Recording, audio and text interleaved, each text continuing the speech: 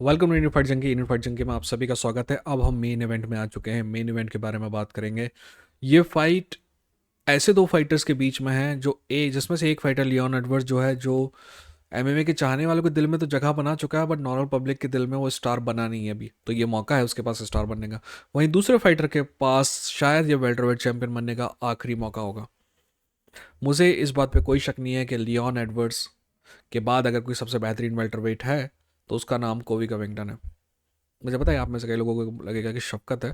शफकत साबित करेगा wonder boy के सामने कि वो कितना काबिल है, काबिल नहीं है। बट फिलहाल मेरी नज़र लियोन और कोवी कविंगटन पे है। एक सेकेंड, सॉरी कोई आ गया था। तो कोवी कविंगटन और लियोन एडवर्ड्स के बारे में बात करेंगे, पर आगे बढ़ने से पहले सब्सक्राइब करके बेल आइकन क्लिक करिए, क्योंकि यह कॉमेडी स्पोर्ट का सबसे बेहतरीन चैनल है। बाकी कुछ नहीं है, नॉलेज है। और मेरा वादा है कि आप जब भी वीडियो देखकर उठेंगे तो आपके पास पहले से ज़्यादा नॉलेज होगा। तो बात करते हैं कोवी कविंगटन वर्सेस लियोन एडवर्ड्स की।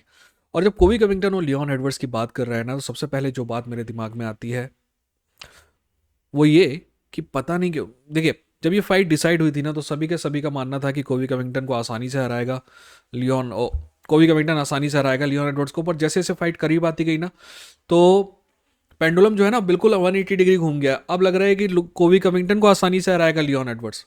दोस्त, पहले भी आप गलत थे जब मैंने कहा था कि एक्चुअली लियोन एडवर्ड्स के जीतने के चांसेस ज़्यादा है, यानी कि आप लोग लियोन एडवर्ड्स को अंडर एस्टिमेट कर रहे थे। और आज वो लोग गलत हैं जो कोवी कविंगटन को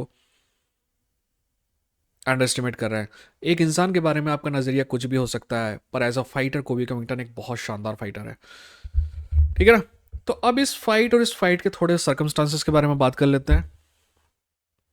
पहली बात जो मेरे दिमाग में आती है इस फाइट को लेके, और दूसरी बात, पहली बात तो मैंने कर दी, क्या चूतिया टाइप की हरकतें करता हूँ ना कभी कभी मैं। पहली बात तो दिमाग में आती है क्या कि कुछ और बोल गया और अब फिर से वही बोल रहा हूँ। आदत हो जाती है। कोवी कविंगटन की सारी चीज़ों से प्रॉब्लम नहीं है। कोवी कविंगटन की एक चीज़, बाकी सारी चीज़ें जो है वो ग्राउंड के बाहर जो चीज़ है उससे मेरे को कोई प्रॉब्लम नहीं है। बट केज के अंदर की जो प्रॉब्लम मेरे पास कोवी कविंगटन की है, वो कोवी कविंगटन ने केज के अंदर पिछले 3 साल में बहुत कम समय बिताया है। एक्चुअली कोवी कविंगटन टाइटल फाइट के लिए फाइट कर रहा है, बट पिछले 4 में से वो 2 फाइट हारा है और 2 फाइट जीता है। ये बात अलग है कि 2 फाइट जो वो हारा है वो कमारू उस्मान से हारा है, जो कि जीएसपी के बाद का सबसे बेहतरीन वेल्टरवेट है। ओवरऑल रैंकिंग में पता नहीं, अभी सबकी में रैंकिंग में कमारू उस्मान नंबर 2 पे है। मेरी रैंकिंग में शायद नंबर 3 पे है ना। मैट ह्यूज को उसकी जगह से हटाना मेरे लिए थोड़ा दिक्कत वाला काम हो गया। एनीवेज, तो कोवी कविंगटन की जो इनएक्टिविटी है ना, वो मेरे को बहुत दिक्कत दे रही है। मैं इस बात को थोड़ा इजी तरीके से समझाता हूँ। कोवी कविंगटन के पिछले जो 2 विन है, रॉबी लॉलर और शायद झोरे मासविदाल के खिलाफ है, राइट? तो ये माना नहीं जा सकता कि वो लियोन एडवर्ड्स के खिलाड़ी हैं। लियोन एडवर्ड्स, अब मैं इस बारे लियोन एडवर्ड्स के लेवल के खिलाड़ी हैं। और एक और बात जो बहुत इंटरेस्टिंग है वो ये है कि अगर अपन एमएमए मैथ जो है उसको लगाएं कि लियोन एडवर्ड्स ने कमारू उस्मान को 2 बार हराया, कमारू उस्मान ने कोवी कविंगटन को 2 बार हराया, तो Leon Edwards should be able to beat कोवी कविंगटन। बट दोस्त, ये एमएमए मैथ कभी काम नहीं करती, तो वो लगाना भी मत। एक आध टैरन वुडली के साथ भी फाइट थी ना कोवी कविंगटन की। तो द कोवी कविंगटन जिस हिसाब से जीता है ना इन तीनों फाइटर से, अगर वही स्टाइल से जीतने की कोशिश करेगा लियोन एडवर्ड्स से, तो मुंह की खाएगा। बट कोवी कविंगटन की एक्चुअल वेपन यहाँ पे जो मेरा मानना है वो स्ट्राइकिंग है, ना कि रेसलिंग, जिसको सब बोलेंगे। रेसलिंग है बहुत अच्छी है, लियोन से अच्छी है, कोई दिक्कत नहीं है। बट कोवी कविंगटन जो है ना, वो ऑर्थोडॉक्स, ऑर्थोडॉक्स नहीं कहेंगे यार, ऑर्थोडॉक्स और साउथपा वाली बात की बात नहीं कर रहा हूँ मैं। एक फाइटर होता है ऑर्थोडॉक्स और अनऑर्थोडॉक्स, राइट? स्ट्राइक अगर एक पर्टिकुलर एंगल से हमेशा से आती हैं, और अगर आप यू नो गार्ड ऊपर करके पंच करने की कोशिश करते हो, ये बिल्कुल नेचुरल इंस्टिंक्ट होते हैं, मतलब अच्छे से टेक्निकल जो फाइटर्स होते हैं उनके। कोवी कविंगटन के वैसे नहीं है। कोवी कविंगटन अगर इम्बैलेंस भी रहता है तो भी पंच मारने की कोशिश करता है।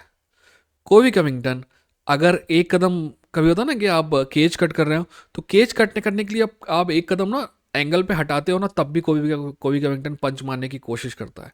यानी कि कोवी कविंगटन बहुत ज़्यादा अनऑर्थोडॉक्स है। ठीक है?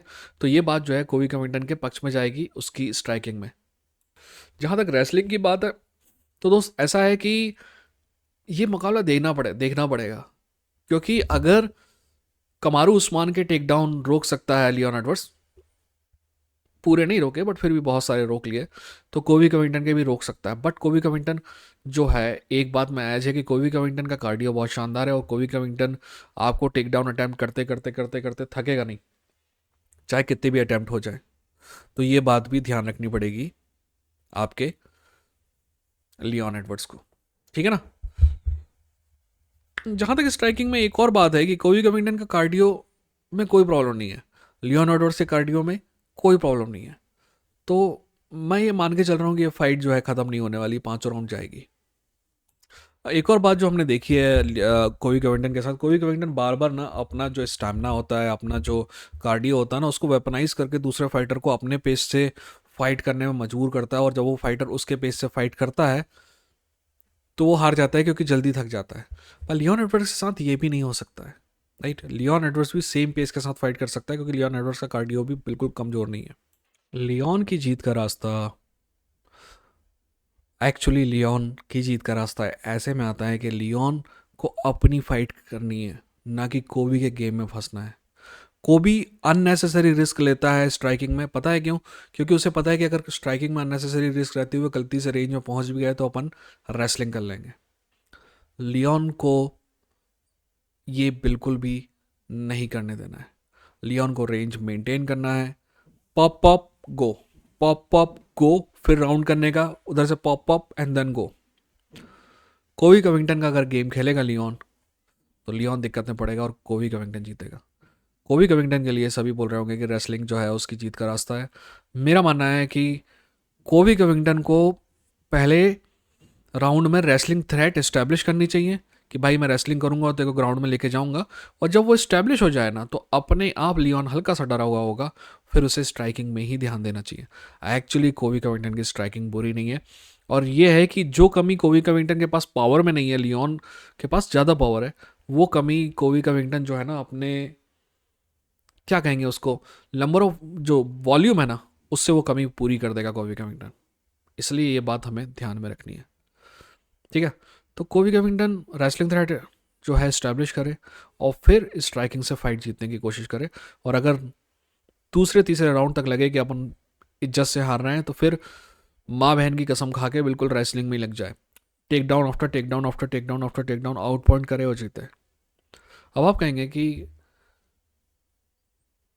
प्रेडिक्शन क्या है दोस्त? मेरा दिल कहता है कि एक्चुअली लियोन एडवर्ड्स को ये फाइट जीतनी चाहिए, है ना। दिमाग कहता है कि, सॉरी मुझे देखना पड़ता है यार, काम है। दिल कहता है कि लियोन एडवर्ड्स को फाइट जीतनी चाहिए।